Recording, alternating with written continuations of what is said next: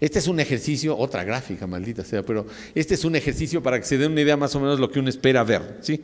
Lo que uno espera ver, esto que ven ustedes aquí no es una naranja, sino es la proyección en un experimento hecho con una pirámide igual a la pirámide de Kefren en Egipto. Y se dan cuenta, esta naranja en realidad tiene como 4 gajos, ¿sí? Y en realidad, y ven unas zonas que son más blanquitas y esta como cruz que hay aquí. En realidad, esta es la proyección de dónde me llegan más rayos cósmicos y de dónde me llegan menos rayos cósmicos, ¿sí? En donde me llegan más rayos cósmicos, la zona en este caso se pinta más clara, ¿sí? Y donde me llegan menos se pinta más oscura. Y para entender, es muy fácil entender esto. Si ustedes están debajo de la pirámide del Sol, y me la voy a imaginar así en corte, si ustedes están abajo de esta pirámide por acá, ¿sí? Ustedes tienen más materia arriba de ustedes que a los lados de ustedes. Si ustedes tuvieran que escarbar un túnel para escaparse de la pirámide, ¿sí? Les convendría mucho más hacer un túnel hacia los lados que hacia arriba, porque simplemente hay mucha más materia. Y por lo tanto, lo que encuentran ustedes es que aquí hay una mancha negra porque les llegan menos muones, ¿sí? Y lo mismo ocurre con las aristas de la pirámide. Si ustedes fueran a escarbar para escaparse, pues les conviene más salir hacia una cara que hacia una arista, porque las aristas también tienen más materia. Entonces lo que ven aquí simplemente son las aristas y la parte de arriba de la pirámide, ¿sí? Y si ustedes se imaginan que quieren hacer una gráfica, bueno, en este juego hay 2 ángulos. Generalmente para ubicarse en el espacio uno tiene 2 ángulos que le llaman el ángulo polar, que es algo que mide uno a partir de la vertical, y luego el ángulo azimutal, que es una cosa que hace así, ¿sí? Si ustedes hacen una gráfica para un ángulo polar fijo y hacen correr el ángulo azimutal, lo que encuentran es una gráfica de este estilo, en donde tienen 1, 2, 3 y 4 mínimos. Es decir, yo muevo mi pluma en un círculo aquí con un ángulo constante y voy a pasar por 1, 2, 3 y 4 mínimos, y debo de pasar por 1, 2, 3 y 4 máximos, que son 1, 2, 3 y 4 máximos. Este es el mismo que porque 0 y 360 grados es lo mismo. Y ustedes dirán, pero pues esto debería ser simétrico. Bueno, resulta que no es simétrico porque los arquitectos del faraón Kefren, ¿sí?, aunque la pirámide se ve muy bonita, pues no eran tan buenos como ellos creían, y la cámara de Belzoni está corrida varios metros respecto del eje de simetría de la pirámide, y por eso es que ustedes ven que esta cosa no es simétrica, pero y distingue claramente los 4 vértices y los 4 máximos. Esto es importante porque cuando nosotros hagamos la estructura de la pirámide, nosotros debemos de poder identificar claramente estas cosas. Lo que sigue, por favor. Bueno, la pirámide del Sol es una pirámide bellísima, pero no es para nada tan fácil. Su forma geométrica es muchísimo más complicada que la forma de las pirámides de Egipto, porque como ustedes saben, tiene, bueno, pues estos pasillos y etcétera. Entonces, nosotros para poder hacer para poder diseñar el detector y hacer cosas, hicimos simulaciones. Eso quiere decir que agarramos computadoras y suponemos que en esas computadoras hacemos experimentos pensados, digamos, con la computadora y para poder hacer esto. Y para hacer ese experimento tuvimos que digitalizar un levantamiento topológico que ya existía, ¿sí? Y lo digitalizamos, sacamos 250,000 puntos en esta digitalización y nos quedó, este es un aparato digamos, de computadora, que es lo que utilizamos para la simulación. La que sigue, por favor. Otra cosa que es necesario saber para hacer una buena radiografía es saber qué hay en el interior de la cosa. Y a ustedes les va a sonar absurdo, si uno ya sabe lo que hay en el interior, ¿para qué hace uno la radiografía? Pero, digamos, la ventaja que tiene un médico respecto de nosotros como físicos haciendo esto es que el médico sabe lo que hay adentro de un cuerpo, ¿sí? O sea, uno necesita ser muy sabio para saber que hay huesos y las cosas, uno sabe lo que hay adentro de los cuerpos. Nosotros no sabemos qué hay adentro de la pirámide y entonces nuestro experimento es más difícil, pero afortunadamente don Manuel Gamio y el señor Noguera hicieron el favor de hacer un túnel, ¿sí? Y entonces nosotros pudimos ir y sacar muestras a lo largo de ese túnel y sabemos la densidad del material, la densidad promedio del material de la que está hecho el túnel. Entonces hicimos un muestreo y sabemos, pues con cierta incertidumbre, cuál es el material del que está hecho la pirámide. La que sigue, por favor. Este es un ejemplo de una simulación, estos son todavía experimentos. Esta es una simulación en la cual nosotros suponemos que existiera una cámara como la cámara de Belzoni. Por supuesto que no existe antecedente alguno que los teotihuacanos hicieran cámaras tan grandes, pero es simplemente para mostrar. Entonces, esto es, digamos, si yo hago una simulación en que no tengo una cámara y una en la que sí tengo una cámara y resto las dos simulaciones. Y lo que me da es una señal, lo que nosotros llamamos una señal, que es esta como enorme montaña. Realmente lo que nosotros esperamos ver es más bien una cosa como esta. Este es el túnel de Smith, ¿sí? Entonces nosotros, esta es una estructura que sí existe en la pirámide y nosotros esperamos ver señales como de este estilo. La que sigue, por favor. Aquí vemos ya en proyección, este es el túnel de Smith, que para si hay alguien aquí que sabe un poco de matemáticas, esto es como más de 6 veces, bueno, esto es como 3 veces más que lo mínimo necesario estadísticamente para estar seguro que hay que existe una estructura, ¿sí? Digamos, hay 6 desviaciones estándar, ¿sí? Para quien entienda de eso. La que sigue, por favor. El aparato que nosotros diseñamos es más moderno que el aparato de Luis Álvarez, aunque Luis Álvarez era probablemente el mejor físico nuclear experimental que hubo en su época a nivel mundial. Pero bueno, pues él vivió hace mucho tiempo y nosotros tuvimos la ventaja de que sí, desde entonces se han descubierto varias técnicas importantes de detección, de tal manera que nuestras cámaras están hechas con la última tecnología que uno puede hacer en nuestros días. Y nada más para que entiendan un poquito cómo funciona, nosotros usamos una técnica que fue desarrollada por un señor que ganó un premio Nobel que se llama Charpak, que murió la semana pasada, ¿sí? Y es simplemente, ese señor inventó unas cámaras que tienen muchos alambritos, son como un piano cuando ustedes lo abren, y lo que pone es que pone sus cámaras con alambritos metidos en un gas y en un campo eléctrico, de tal manera que cuando pasa una partícula ioniza el gas y produce una señal en el alambrito más cercano.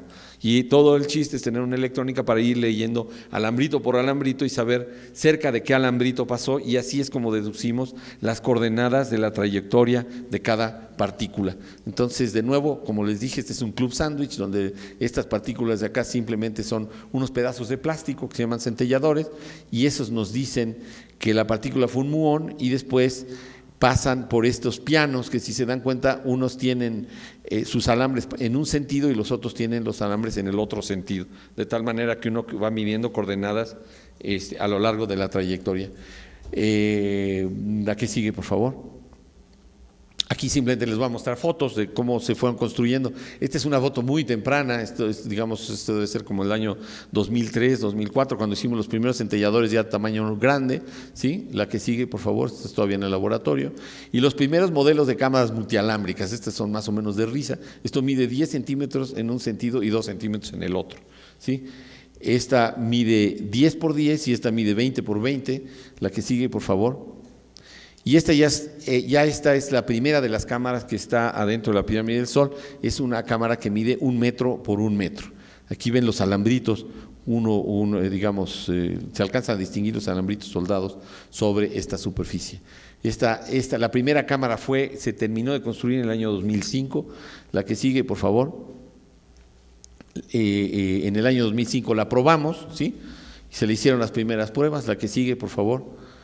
Durante el año 2006 se hicieron las otras 5 cámaras y bueno, usamos todo el equipo de taller que hay en el instituto. La que sigue, por favor. En el año 2007 se integró por primera vez el detector completo, ¿sí? Entonces el detector, aquí están estas cosas que ven como de cobre aquí, son realmente las cámaras multialámbricas, y por ahí, si tienen buen ojo, verán que de vez en cuando hay unas placas. Estas son unas placas que son los centelladores, o sea, el pan Bimbo del detector. La que sigue, este es por cierto el doctor Belmont, que es uno de mis colaboradores. La que sigue, por favor. Pues estas son pruebas y no les voy a explicar mucho cómo funcionan, pero verán aquí, si tienen buen ojo, que aquí se ven las rayitas separadas alambre por alambre. Acá también se ven. Y bueno, esto fue una tesis de doctorado en ingeniería de un alumno que hicimos para mejorar lo más posible la resolución espacial del detector. La que sigue, por favor. En el año 2009, durante el año 2009 se realizó la primera calibración. Y aquí hay una historia porque se darán cuenta que me tragué el año 2008, ¿sí? Pero es que en el año 2008 el detector se sacó por primera vez del laboratorio porque nosotros íbamos a trabajar acá y todo fue mal. Así que perdimos un año, se nos echó a perder el detector y no entendíamos bien por qué. Entonces tuvimos que regresar al laboratorio y volver a corregir todo hasta que entendimos qué pasó. Total que en el año 2009 hicimos la primera prueba adentro del laboratorio y esa prueba se hizo poniendo un barril con agua arriba en el piso, en la azotea de nuestro laboratorio, y a la cual le poníamos agua y le quitábamos el agua, ¿sí? Entonces, aquí tienen, para poderlo ubicar, aquí tienen la señal de este barril con agua. Esta es una prueba más difícil que lo que nosotros queremos medir en la pirámide, porque la densidad del agua, de alguna manera, es menor que la densidad de la Tierra. La que sigue, por favor. Aquí hay algunas fotos, no sé si las alcancen a ver, pero como ustedes saben, no había electricidad en el túnel, ¿sí? Cuando nosotros llegamos, así que tuvimos que conectarnos al transformador más cercano, que está como a 1 kilómetro, y poner un tubo. La próxima vez que vayan al sitio, verán que aquí corre un tubo, que es nuestro tubo de electricidad. Aquí está Linda y Matías Moreno, una de las primeras veces que venimos y nos dimos cuenta que el detector tenía que pasar por este hoyo, ¿sí? Así que el detector, que es un mamotreto enorme, tuvo que meterse modularmente por esto, ¿sí? Esta es ya el laboratorio cuando lo armamos adentro por primera vez, ¿sí? Y esto fue las primeras pruebas de los centelladores de tamaño ya real en el laboratorio. La que sigue, por favor. La que sigue, por favor. En el año 2009, Linda nos prestó un camión de mudanzas que tiene el Instituto de Investigaciones Antropológicas y trajimos el detector, pero ya todo el detector completo. El detector fue metido módulo por módulo, cargado así de plano. Aquí no nos han de ver, pero aquí vamos cargando literalmente entre varios desde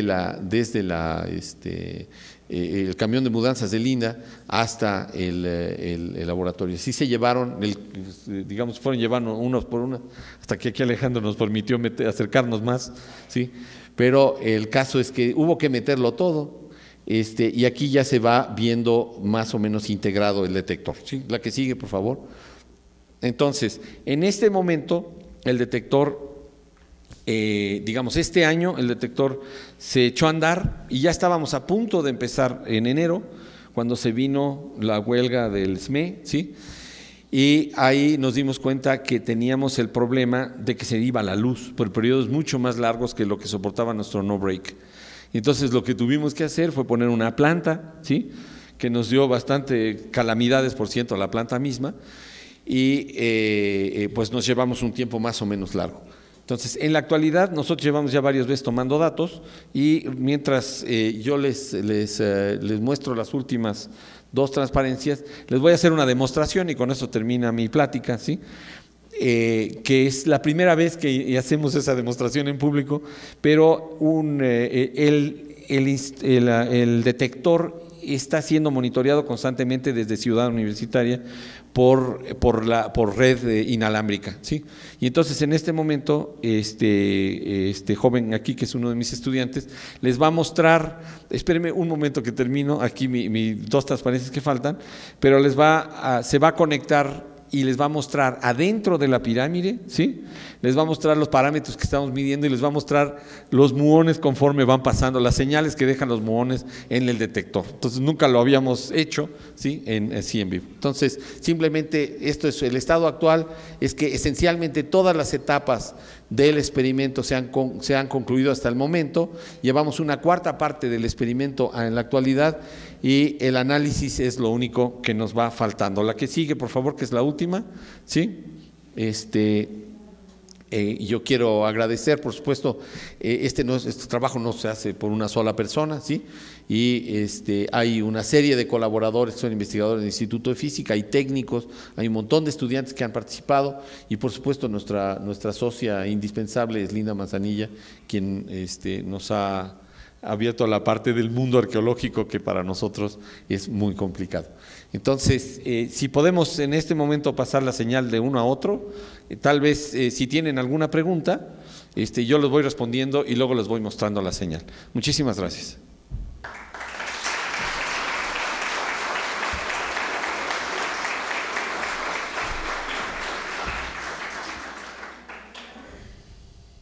¿Tienen alguna pregunta?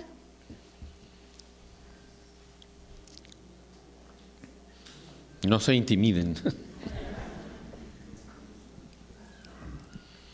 Muy buenas tardes, Buenas tardes. doctor. Mi pregunta es, ¿qué esperan? Bueno, ya nos explicó de una manera científica, bueno, desde la física, más o menos qué esperan encontrar. ¿Qué interpretación, cómo van a interpretar lo que se encuentra? O sea, ¿desde qué punto, cuál es el lenguaje entre la arqueología y la física de decir, mira, la variación de bones en esta parte fue mayor o aquí nos cayeron más, y cómo lo va a entender el arqueólogo? Bueno, yo siempre doy un ejemplo que sirve para, y lo usé ya varias veces con este propósito, es el ejemplo de un radiólogo y un médico, ¿sí? Entonces, en este ejercicio, el radiólogo somos nosotros y el médico es la doctora Manzanilla, ¿sí? Nuestro compromiso es dar la mejor imagen posible del interior de la pirámide, ¿sí? Pero digamos, si en el interior de la pirámide hay un hueco o no hay un hueco, mi responsabilidad es poder decir con cierta certeza si hay o no hay, ¿sí? Si aparece algo que nos convenza a todos de que existe una estructura, ¿sí?, quien opera es el médico, no el radiólogo. Ustedes nunca van a ver a un radiólogo metido en un quirófano, ¿no? Por supuesto, hasta ahora es Linda la que ha estado detrás de nosotros presionándonos, ¿no? Y nosotros pues ya vendremos posteriormente a tratar de ver por encima del hombro de Linda y darle la misma lata que ella nos ha dado a nosotros. Pero estas dos cosas están más o menos desacopladas. Ahora, efectivamente existe,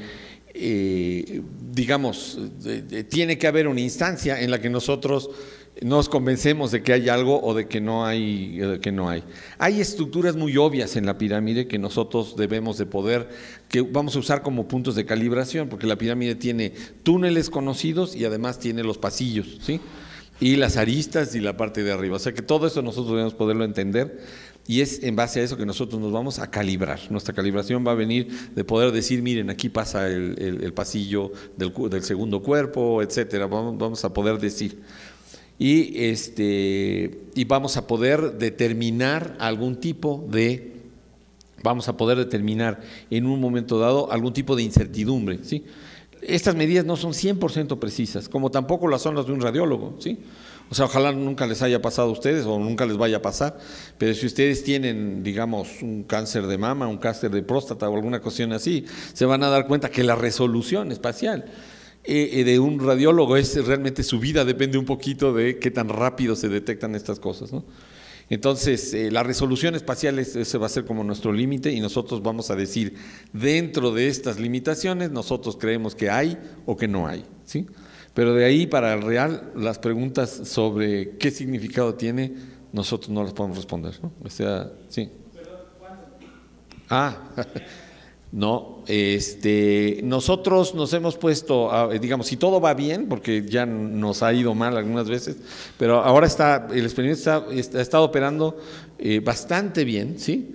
Si todo va bien, debiéramos estar un año y ya llevamos como un tercio, una cuarta parte, ¿sí? Entonces, midiendo, ¿sí? Entonces, al final de ese periodo, nosotros deberíamos empezar a ver, digamos, las estructuras de la pirámide. Todavía podría ocurrir que decidamos hacer algún cambio y medir un poco más, pero en este momento estamos tratando de encontrar las cosas más obvias, ¿sí?, para ver si el detector, porque siempre los detectores hay que ajustarles cosas, ¿no? Y esta es la primera vez que se usa, este detector fue construido totalmente en México, en la UNAM, ¿sí? Entonces, en eso estamos trabajando. Pero si todo va bien, digamos, yo diría que cuando mucho para el fines de la primavera del año que entra, nosotros deberíamos estar en condiciones de poder mostrar imágenes sin que todavía me comprometa a decir, si vemos alguna cosa así que sospechamos, pues ya será una decisión tomada con Linda si anunciamos algo o no, porque realmente hay demasiada responsabilidad. Este monumento es un monumento que es simbólico de todo el país, por eso estamos aquí, ¿no? Y de alguna manera no queremos salir al público con un anuncio que no tenga la seguridad, ¿no? O sea, de alguna manera eso es lo más que le puedo decir ahorita, ¿no? No sé si pudiste entrar, perdón. Ok, conectando, eso ya. Esta es Paca. Paca es ¿de ninguno de los dos? ¿No? ¿Y tienes red? Bueno, vamos a intentar, probablemente si se puede hacer, para no entretener a la doctora Manzanilla, lo vamos a dejar así, vamos a seguir jugando y si llega a dar la comunicación, lo hacemos. ¿Hay alguna otra pregunta? Perdón, Sí. Sí, hay una más. Doctor, acá estoy. Sí, yo por acá lo veo, aunque no lo crea. Pero es que no me dejan moverme de aquí, así que sí. ¿Es factor decisivo el magnetismo que puede existir ya sea aquí o en Egipto, como lo hizo Luis Álvarez para la medición de los muones? A ver, digamos, el magnetismo que hay, usted se está refiriendo, lo que pasa es que existe una cuestión así un poco conceptual que se asocia a las pirámides que la gente le llama el magnetismo, que no tiene nada que ver con lo que los físicos llamamos magnetismo en el sentido estricto de la palabra. La pirámide es una montaña de tierra, ¿sí?, para nosotros, que por supuesto genera un campo magnético como cualquier montaña, ¿sí? Pero digamos, la magnitud del magnetismo depende un poco del tamaño del cuerpo que uno tiene, ¿sí? Entonces realmente digamos, los cerros que están aquí alrededor nuestro concentran más campo magnético porque son más grandes, ¿no? Y la pirámide no tiene en ese sentido un magnetismo. Usted se refiere a un concepto que se maneja relativamente de manera un poco libre respecto a las pirámides. Uno habla que, digamos, y a mí ya me ha tocado pasar por estas cosas, ¿no? Cuando se nos empezó a ir la luz, la gente decía que era el magnetismo de la pirámide, ¿no? Y bueno, pues lo resolvimos con una planta eléctrica, de manera que no era. Pero yo, digamos, no me quiero meter con las creencias de las personas. Todo lo que le digo es que ese efecto no tiene nada demasiado particular con nuestras partículas, ¿sí? No sé a cuál de los dos se refería, ¿sí? Si a la medida física o al concepto más, pues lo llamaré esotérico del magnetismo, ¿no? No, sin incluir lo esotérico, no. Sí. La cuestión que pueda, el magnetismo que existe en que se concentra más en cuerpos grandes, que pueda desviar los muones y pueda tener una variación, o sea, que no se pueda leer bien y que no puedan encontrar esos agujeros que están buscando. Bueno, perdón, pero fui un poco tímido con mi respuesta porque no lo quise ofender. Pues se refiere usted al magnetismo físico, ¿sí? El campo magnético terrestre hace su trabajo al filtrar a los protones iniciales en trayectorias muy largas. La Tierra se comporta como un imán y solo nos llegan a nosotros, eso no lo mencioné, los protones que tienen energías muy altas, porque todos los otros se desvían antes de llegar a la Tierra, ¿sí? De hecho, nosotros terrestres estamos protegidos por el campo magnético de la Tierra, pero a escala ya local las fluctuaciones en el campo magnético son muy pequeñas, ¿sí? De tal manera que no tienen ya un efecto. Es muchísimo más grave la montaña misma tiene mucho más efecto que las variaciones en el magnetismo local. Eso es lo que le puedo decir, ¿sí? Que el campo magnético de la Tierra es muy pequeñito en realidad, ¿no? Es suficiente cuando uno viene del otro lado del universo, ¿no? Uno empieza a moverse en este campo magnético durante kilómetros y miles de kilómetros, de tal manera que uno tiene tiempo para desviarse. Pero ya que llegó a la Tierra, las distancias son muy cortas, de tal manera que ese nivel de magnetismo al que usted se refiere no tiene ninguna influencia apreciable, o sea, va a tener algo, pero no nos cambia a nosotros la medida. No sé si le respondí. Sí. Doctor, muy buenas tardes. Sí. Mire, quiero entender que la estructura de la pirámide del Sol que tenemos aquí en Teotihuacán, pues es diferente a otras pirámides que existen en otros países. Quiero entender que lo que ustedes están propiamente buscando es si hubiese por ahí, no sé, túneles, cuevas o cosas así que nos dieran a nosotros más conocimiento acerca de la cultura teotihuacana. Bueno, más que una pregunta es para expresar una felicitación por su trabajo y porque ustedes están haciendo algo innovador, algo que no se ha hecho, ¿sí?, en otros países. Están construyendo un aparato que nos va a dar una entrada a un conocimiento y que ustedes tienen un amplio camino y un amplio terreno de investigación en nuestro país, porque no nada más es la pirámide de Teotihuacán, han surgido ahorita nuevas zonas arqueológicas en el sureste del país. Entonces, pues más que nada para expresarle la felicitación nuevamente a usted y a Lina por estos trabajos que están haciendo y por la presencia esta tarde hoy. Creo que es muy acertada porque pues han invitado jóvenes que están estudiando y no sabemos, ¿no?, el futuro de ellos. A lo mejor tenemos por aquí unos nuevos físicos y bueno, la gente que está aquí con nosotros acompañándonos esta tarde, pues creo que nos llevamos una experiencia, ¿no?, una experiencia de ver que ustedes son reales, que ustedes, como lo ha dicho, ustedes si nos cargan… viera llenos de tierra ahí se daría cuenta que somos bien reales. Que ustedes cargan los aparatos, que muchas veces ustedes se sientan en la tierra a comerse una torta, ¿sí? Y lo que le están haciendo a nuestro país, ¿no? Pues muchas felicidades y muchas gracias por estar aquí el día de hoy y pues gracias a, a la gente de Lina, sí, que hace esto por el país. Gracias. Le agradezco mucho, aunque le hago la precisión de que justamente mi plática indica que esta no es la primera vez que hace este experimento. Nosotros realmente hicimos este detector, es un detector original en el sentido de que está hecho con la tecnología más moderna, pero el concepto ya se había aplicado antes. Lo que hace especial a esta pirámide, comparada con la pirámide de Kefren, es que ambas tienen un túnel que les corre por debajo, ¿sí? Y de esas no abundan, ¿sí? Entonces, por eso es que este experimento no se ha repetido muchas veces, ¿sí? Y sí, digamos, le puedo decir que ha sido un esfuerzo bien considerable. O sea, este es el experimento más largo en el que yo he participado en toda mi vida. O sea, son 8 años de estar trabajando y realmente simplemente lo hacemos por convicción, porque al final solo va a haber un artículo. O sea, yo voy a dedicar 8 años de mi vida para publicar un artículo, ¿sí? De alguna manera es una cuestión que no sé, es complicado, ¿no? Pero nada más quería aclararle que es, digamos, ¿no?, es un esfuerzo de transferencia tecnológica, si quiere, pero el concepto mismo ya existía, ¿sí? ¿Alguien más? Si no, pues yo creo que le pasamos la estafeta a la doctora Manzanillo. Muchas gracias.